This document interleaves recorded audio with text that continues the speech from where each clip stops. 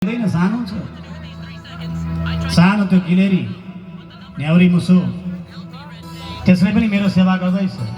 न शक्ति छ उसको, न बल छ, तर मन त छ नि। निर्मलम हि मन कृष्ण,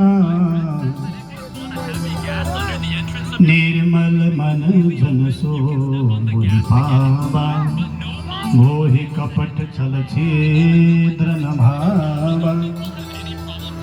उसको पनि त निर्मल मन छ मेरो सेवा गर्नको लागि, त्यसले गर्दाखेरि उसले मेरो सेवा गर्दैछ। होइन जान्मवानलाई भनेको होला भनेर हनुमानजीले हेर्नुहुन्छ, जान्मवानलाई भनेको होइन रहेछ, सुग्रीवलाई भनेको होइन रहेछ, मलाई पनि भनेको होइन रहेछ, को रहेछ भनेर भनेको त भगवानले त्यो गेलरी देखाउनु भयो। एकछिन हेर न, बुरुक्क उफ्रिन्छ जान्छ, बल्लमा ढलिमली हुन्छ, अनि गएर फेरि त्यो हनुमान आदिले राखेको त्यो वृक्ष त्यो ढुङ्गामाथि गएर त्यो आफ्नो शरीरमा लागेको त्यो बालुवा टकटक्याउँछ, फेरि फर्केर आउँछ, पानीमा डुब्छ, बालुवामा ढलिमली गर्छ। आज हनुमान अनि रामका आँखाबाट भक्तजन हर्षका आँसु आए। भाव त उसको पनि हो नि। यो भावको साथमा आज भगवान् रामले सम्पूर्ण वानर सेनालाई साथमा लिएर अब सेतु बन्धनको निर्माण गर्नुभयो। भगवान् भोलेको आशीर्वाद भयो, भगवान् शिवको पनि आशीर्वाद भयो।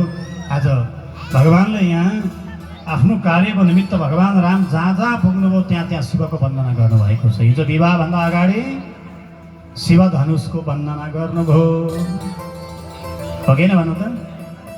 विवाह गर्नुभन्दा अगाडि जनकपुरमा पनि भगवान् शिवको वन्दना गर्नुभयो। पुत्रेष्टि यज्ञ भनेको पनि शिवको यज्ञ हो। जसको घरमा सन्तान भएका छैनन्, सन्तान गर्भमा आएर रहँदैनन्, या जन्म भएर पनि रहँदैनन्, यस्तो अवस्था आउँछ भने पुत्रेष्टि यज्ञ गर्नु भनेको छ। पुत्रेष्टि यज्ञ भनेको के हो त भन्दा हरिवंश कथां श्रुत्वा सतचण्डी विधानत, श्री शिव आराध्य, शिवजीको आराधना गर्दै या सप्तचण्डीको विधानद्वारा हरिवंशको पुराण लगाउनु, हरिवंशको पाठ लगाउनु, पितृ आशीर्वाद प्राप्त हुन्छ। यदि शरीर स्वस्थ छ, डाक्टरको हिसाबले कुनै पनि खराबी छैन, पितृ दोषको कारणले गर्दा, ग्रह दोषको कारणले गर्दा सन्तानमा बाधा भइरहेको छ भने कर्म गर्नु भनेर बताएको छ। आज जहाँ जहाँ पनि भगवान् रामले विशेष कर्म गर्नुपर्ने हुन्छ, शिवलाई वन्दना गर्नुहुन्छ। आउनुहोस् एउटा सुन्दर भजनको हामी कलाकार मञ्चबाट आनन्द लिँदै अनि हामी सिधै अब समुद्र पार तरेर लङ्कामा प्रविष्ट हुनेछौँ। तर लङ्कामा धेरै बेर बस्दैन भाइ, कि बसौँ माताहरू, कि बसौँ?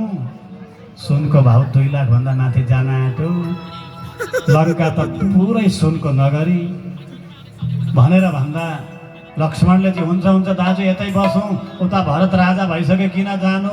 तर रामले भन्नुभयो होइन होइन लक्ष्मण, जननी जन्मभूमि स्वर्गादपि गरिएसी, जन्म दिने आमा र जन्मभूमि स्वर्गभन्दा लङ्का त के हो र भन्नुभयो।